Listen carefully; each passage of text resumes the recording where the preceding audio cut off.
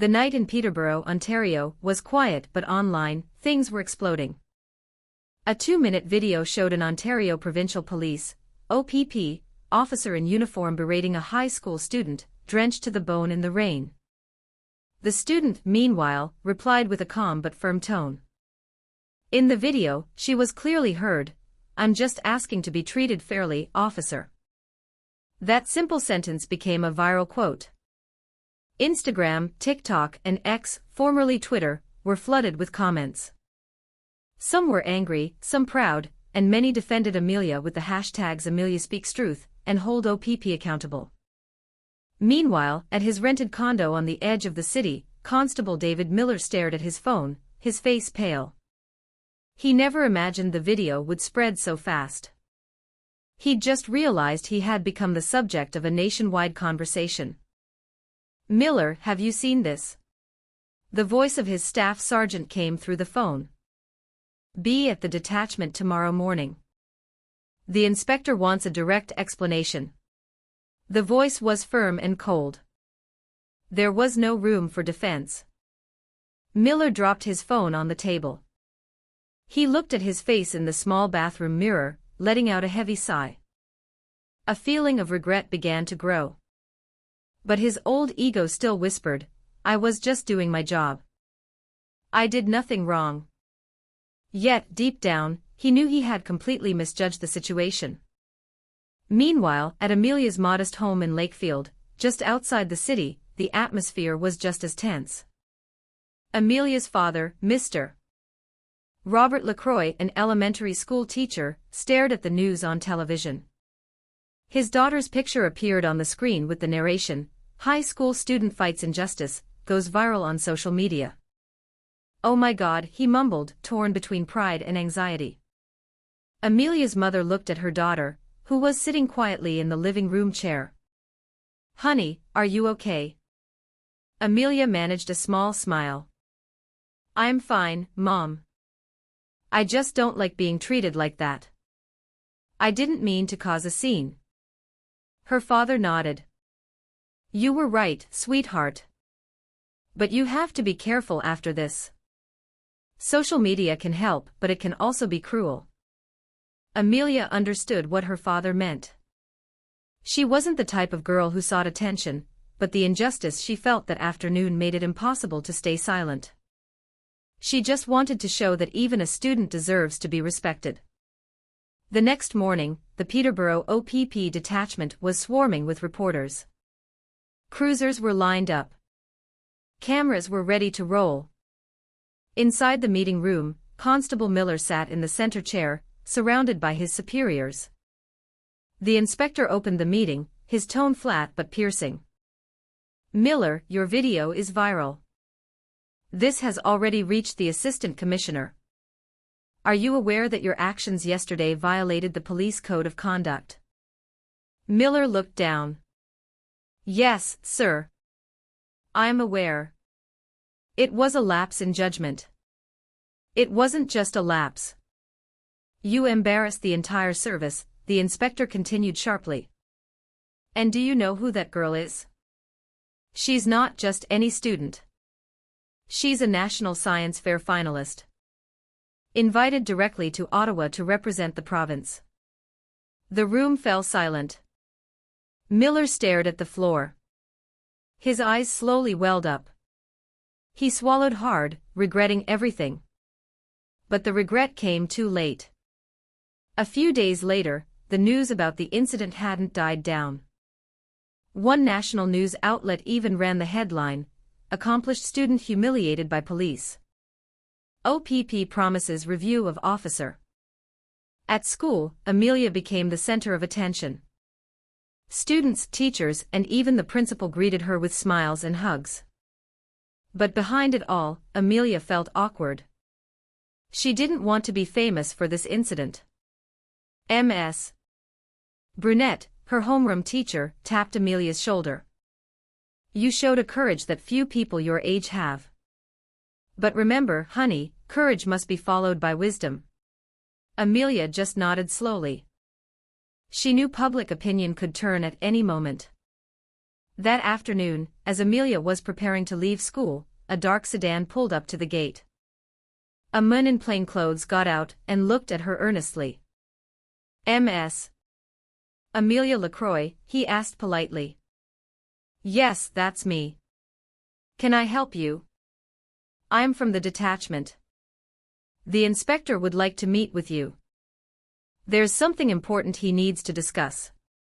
Her friends started whispering. Amelia looked at the man hesitantly but finally nodded. "Okay, I'll come, but I want my father to know first." The man agreed, and a few minutes later, they left for the OPP detachment. In the inspector's office, the atmosphere was calm but tense. Amelia sat in a guest chair. Constable Miller stood at the side of the room, in full uniform, his head bowed. The inspector began the conversation. "Ms. LaCroix, thank you for coming. We have followed up on the report and clarified with all parties. We have also formally reprimanded our officer for his unprofessional conduct." Amelia looked at Constable Miller, who was still looking down. "I don't want to punish anyone, sir. I just don't want anyone else to experience what I did." Those words silenced the room. Constable Miller finally spoke, his voice soft but sincere. "I apologize, Ms. LaCroix. I was wrong.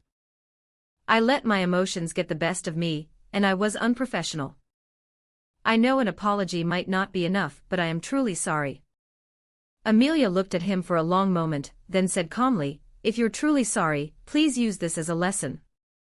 There are a lot of people out there who need police who protect them, not frighten them." The inspector nodded in agreement. "We will ensure that, Amelia. Thank you for your courage."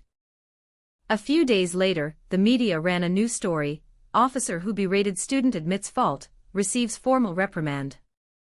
High schooler teaches valuable lesson in integrity." Public commentary shifted. Amelia was praised not for her anger, but for staying calm and speaking the truth. On the other side, Constable Miller truly changed. He began to be known as a polite and thoughtful officer. Many residents were surprised to see his new, humbler attitude.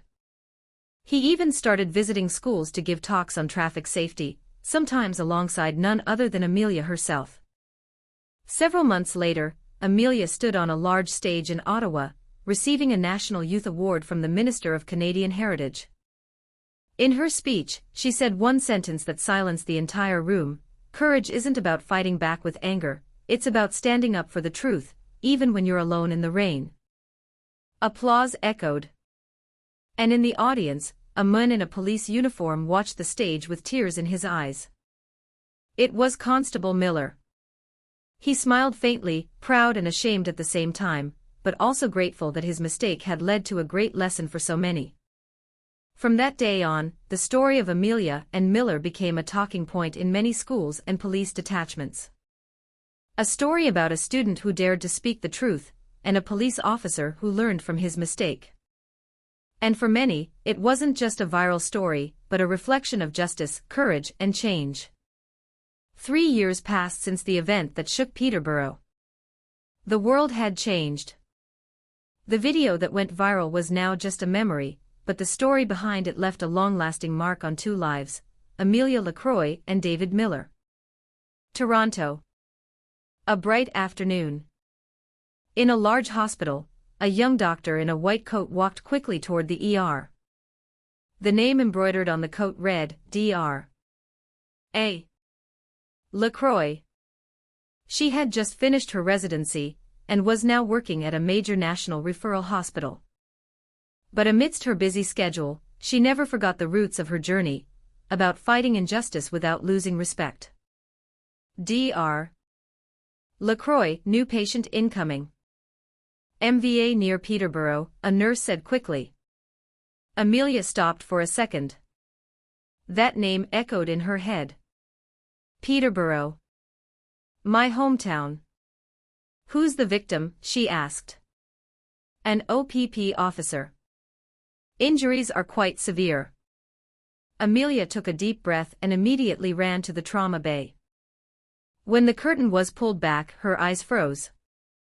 On the gurney, the body covered in injuries belonged to a face she knew very well. David Miller. Her heart felt like it stopped.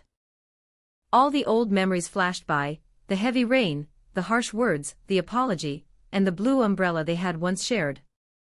Now the man lay helpless, his body covered in bandages. The nurse said, "He was in an accident during patrol, doctor. But he managed to save a small child before he was struck by the car." Amelia swallowed, then composed herself.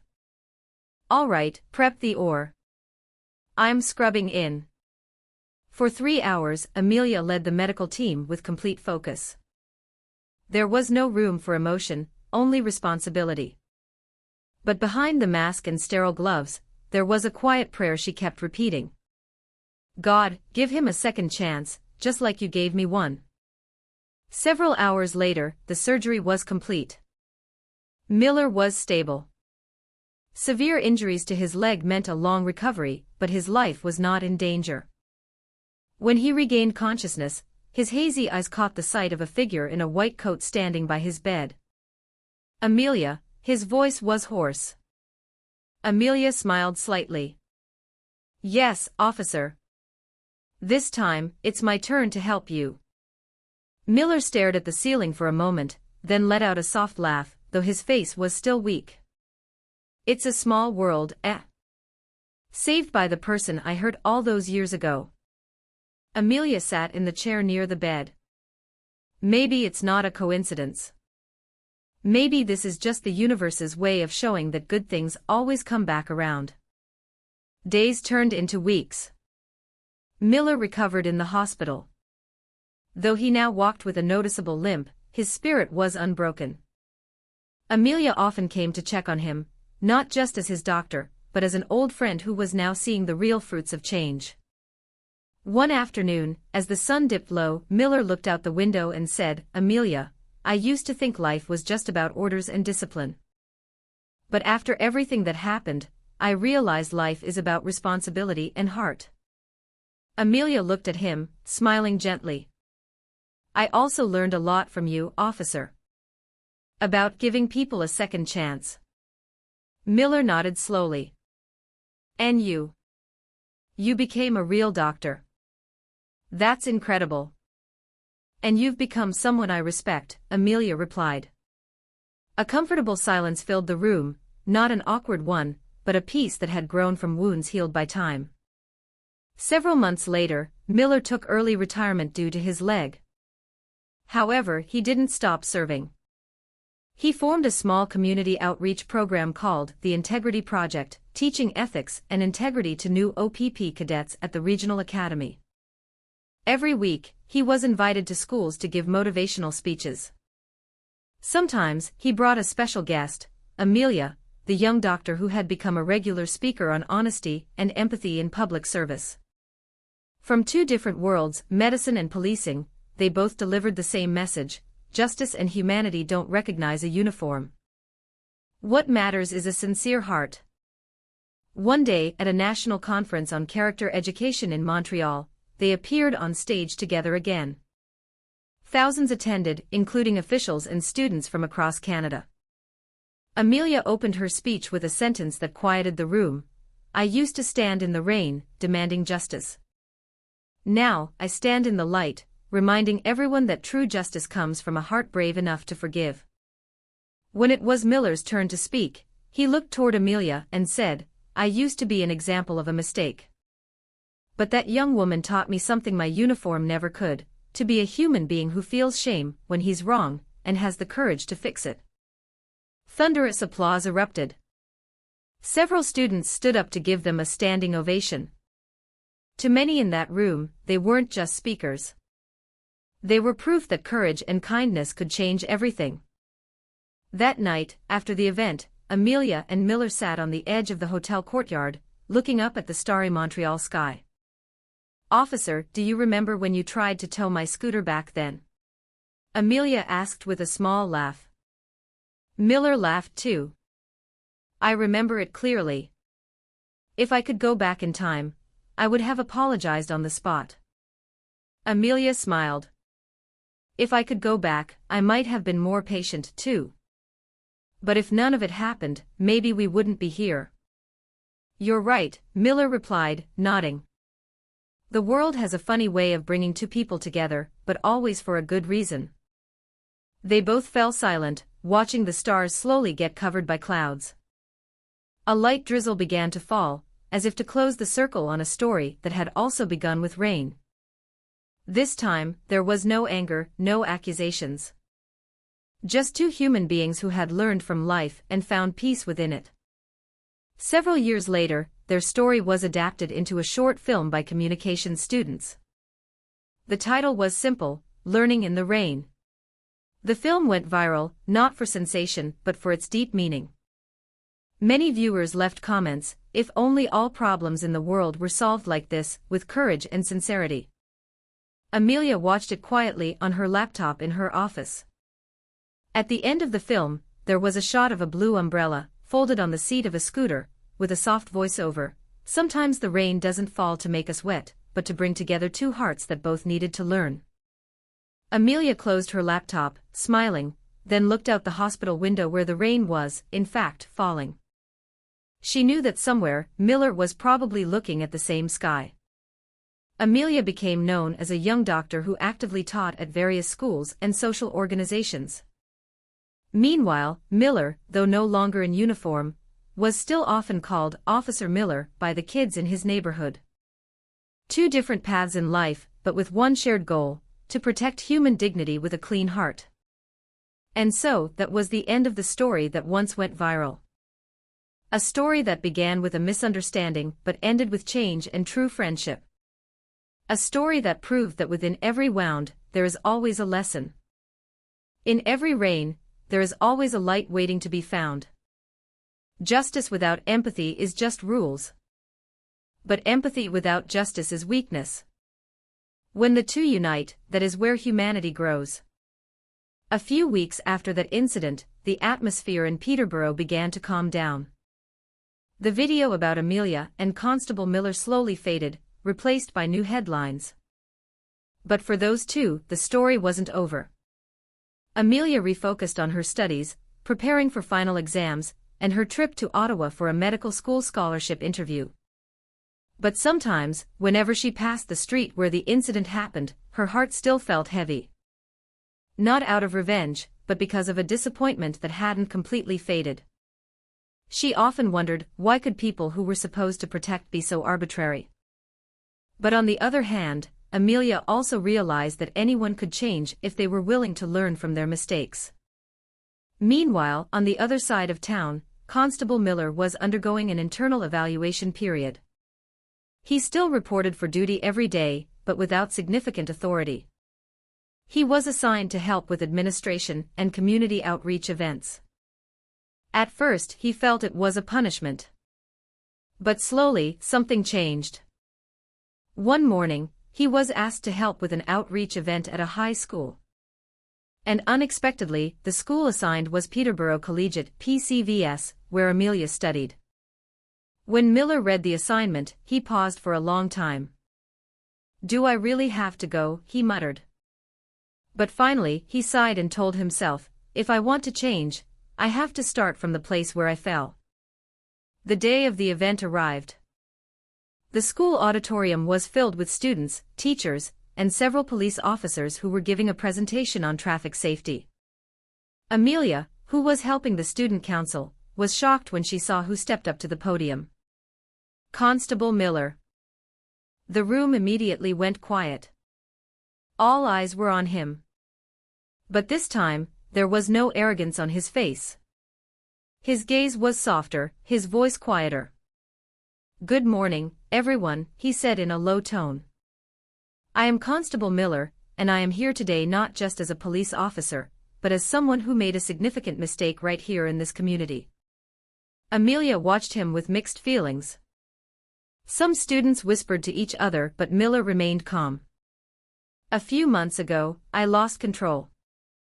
I acted unprofessionally toward one of the students at this school.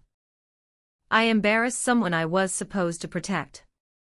I am not proud of that, but I am here to make amends in the right way." The room was silent. Even the hum of the ventilation system seemed loud. Miller continued, his voice thick with emotion. "My mistake taught me the meaning of honesty, empathy, and responsibility. And that lesson came from a student named Amelia." All eyes immediately shifted to Amelia. She looked down, not expecting her name to be mentioned in front of everyone. Miller looked in her direction and said, "Thank you, Amelia.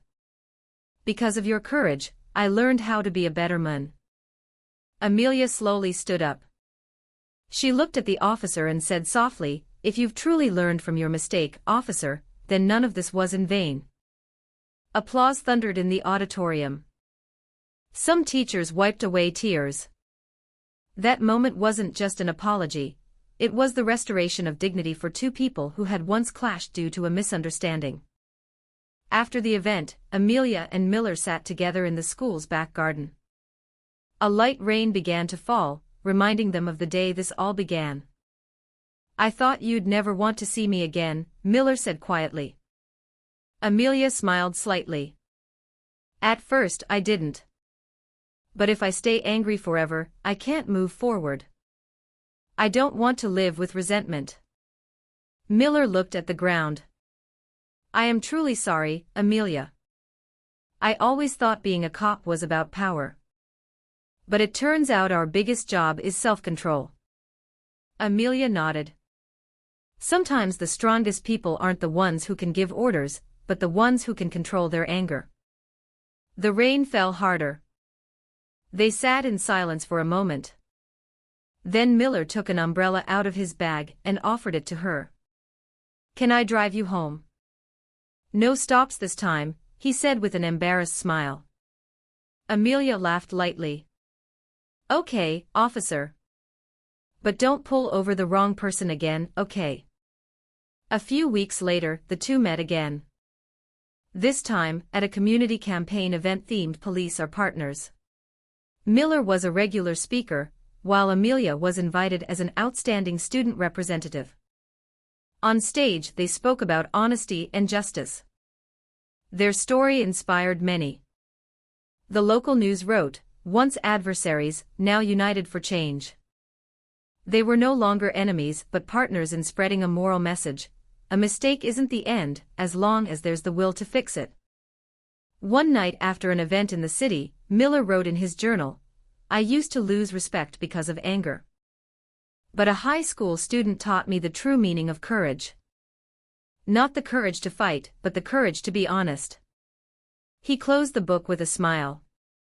He now knew that true respect didn't come from a uniform or a rank, but from how you treat other human beings. Meanwhile, Amelia received good news. She was accepted into the Faculty of Medicine at her dream university. As she packed her things to move to Toronto, she saw her old scooter helmet in the corner of her closet. The helmet that had been the start of all the trouble.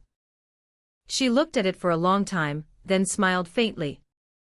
Sometimes, the small things that hurt you bring the biggest lessons that heal you. She placed the helmet on her desk, not to be worn again, but to be remembered as a symbol of courage, honesty, and forgiveness. That evening, as Amelia sat on the porch with her father, the radio broadcast a brief news update. Constable David Miller, the officer who went viral after an incident with a high school student, has now been entrusted to lead the traffic education program for schools across Ontario. Mr. LaCroix smiled. "See, honey. Even people who are wrong can change if given the chance." Amelia smiled too. "You're right, Dad. Sometimes justice isn't about punishing but about fixing." The rain fell again that night, just like the day of the incident. But this time, there was no tension. Only peace. The Peterborough sky reflected the city lights.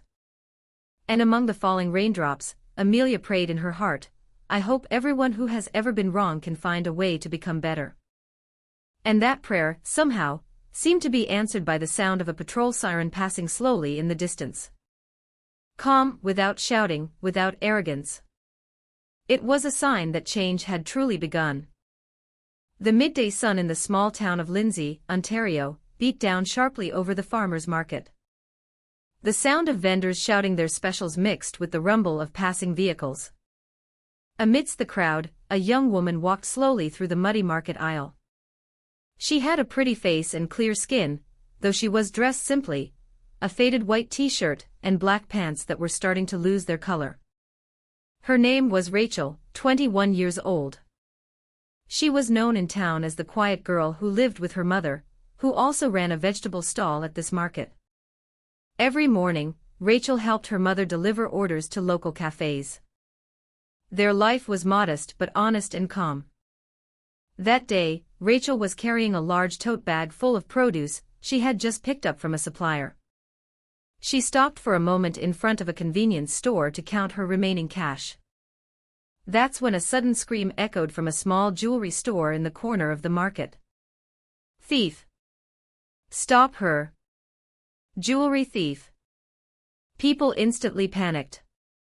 An older woman ran out, pointing toward the alley where Rachel was standing. Several shoppers turned and someone, it wasn't clear who, started it. Fingers began pointing at Rachel. "It's that girl. She was just running. She's the one who just walked past the shop." Rachel was shocked. I wasn't. "Ma'am," she stammered. But the crowd was already closing in. She backed up slowly, unsure what to do. Within minutes, 2 plainclothes police officers came running from a patrol car parked on the side of the road. One was stocky, with a hard face and a loud voice, Constable Evans. Behind him was Constable Russo, younger but just as stern. Without saying much, Evans immediately grabbed Rachel's arm. "You're the one who stole the gold necklace from Mrs. Galloway's shop, aren't you?" "No, officer. I was just buying vegetables. My mom is right over there," Rachel tried to explain, pointing toward her mother's stall.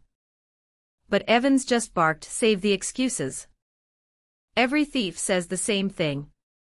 He checked the large bag in Rachel's hand, roughly rummaging through the contents. Vegetables tumbled onto the ground, causing the onlookers to whisper. "Well, if she wasn't a thief, why is she so nervous?" one vendor remarked. Rachel started to cry. "Officer, please don't ruin my things. I didn't do anything wrong." But the officer ignored her. Russo found a small box among a pile of kale. He opened it. Inside was a small gold necklace. Everyone fell silent. "Well, here's the proof," Evans yelled. "Still want to deny it?" Rachel froze. She had never even seen that necklace before. "I don't know where that came from, officer. I swear I didn't put it there." But the accusation had been made, and the crowd began to side with the police. "It's obvious. She's the thief. So pretty, but look at her, a common criminal." Constable Evans shoved Rachel roughly. She nearly fell. "You're coming with us to the station," he said harshly. Her mother, Mrs. Martin, who heard the commotion, ran over with a panicked look on her face. "Officer, my daughter isn't a thief. I've been with her all morning. She was just buying produce for the cafe orders." But Evans didn't care. He looked at Mrs. Martin coldly. "If you want what's best for your daughter, stay out of it. We're just doing our jobs." Rachel was finally dragged toward the patrol car. The crowd just watched. Some looked sympathetic, but no one dared to intervene. That's how it was in a small market. Once the authorities spoke, everyone else chose silence. In the patrol car, the car sped toward the Kawartha Lakes police station. Evans, sitting in the front, was busy on the phone. "Yeah, Mrs. Galloway, we found the suspect." "Young woman." "Denying it, of course." "We secured the necklace." "Right, we'll bring her in." Rachel, in the back seat, stared out the window. Her eyes were red, but not just from crying. There was another feeling, a mix of anger and disbelief. She had never stolen anything, but now the world seemed to have turned against her. "Officer, please. Just tell me who put that necklace in my bag. I don't understand any of this." Russo, sitting next to her, chuckled. "Come on, don't play innocent. You think we're stupid? We have a witness who saw you walk past the shop right when the necklace went missing." "I just walked past, that's all." Evans looked at her through the rearview mirror. "You're pretty, but it's a shame your hands are dirty. Don't play dumb, it'll just make things worse for you." His tone was cold and demeaning. Rachel looked down, holding back her tears. But behind her resigned expression, something was slowly growing. A desire to fight back. At the police station, Rachel was taken to a small room in the back. Russo wrote up the report while Evans paced back and forth, as if trying to intimidate her. "If you confess now, maybe we can help you out," Evans said. "But if you're stubborn, don't blame us if we throw the book at you." Rachel remained silent. She knew that whatever she said wouldn't be believed. The officer had clearly already decided she was guilty. Suddenly, Rachel's phone buzzed in her pocket. Evans quickly snatched it. "No phone calls right now," he snapped. But he glanced at the screen. The name Will appeared. Evans looked at the name for a second, then frowned. He seemed to recognize it. "Will? Who's that?" he asked. Rachel answered quietly. "My cousin." "Where does your cousin work?" "He's at the Crown Attorney's office, sir." Evans immediately went quiet. He looked at Russo, who suddenly stopped writing. "The Crown Attorney's office." Evans repeated, his voice not as loud as before. "Yes, sir. He often helps my mom and me with administrative stuff, but he doesn't know anything about this." Evans cleared his throat, trying to cover his nervousness. "Oh. Right. Well, we'll just process this according to procedure." But behind the shift in his attitude, Rachel knew they were starting to doubt. She looked Evans straight in the eye for the first time. A deep, calm gaze that made the officer slightly uncomfortable. It was a long afternoon. As evening approached, Rachel still hadn't been released. She sat on a wooden chair in the stuffy interrogation room, while the two officers went in and out, seemingly trying to figure out how to close the case quickly. Outside, rain began to fall. Amidst the sound of the rain, Evans and Russo spoke quietly in the corner of the hallway. "What do we do, man?" Russo asked. "If her family is really at the Crown's office, we could be in trouble." "I know, but we already told Mrs. Galloway we caught her. We can't suddenly say it was a false arrest. Our names will be mud." "But where did that necklace come from?" "I'm sure no one actually saw her take it." "Whatever. We'll just manage it. We'll get the witness to say they saw her tampering with the display case." They didn't know Rachel could hear everything. She clasped her hands tightly. Something inside her was beginning to change. Night fell. Rachel was moved to a temporary holding cell. When the guard left, she just sat silently on the floor, her eyes staring blankly. But slowly, the air around her began to feel strange. A quiet wind swirled in the closed room, making the overhead light flicker. Rachel looked down, her lips trembling. She whispered softly in Anishinaabemowan, the language of her ancestors, a prayer her grandfather, an elder on the nearby reserve, had taught her long ago. Gishi Manado Bizinda. Migwech. Manda Ajib Madzian, Miwam Madzian, Za Wenamishin, Migwech. Great Spirit, listen. Thank you. This life I am living, as I see it, have mercy on me, thank you. In an instant, the temperature in the room dropped drastically. Rachel opened her eyes. Her pupils looked different, seeming to glint in the dim light. She stared at the wall, then smiled faintly. Outside, in the duty office, Russo, who was sitting down, suddenly shivered for no reason. The light in his room flickered. "Why is it so cold in here?" he muttered. Evans looked toward Rachel's cell. "Where's that draft coming from?" he said, annoyed.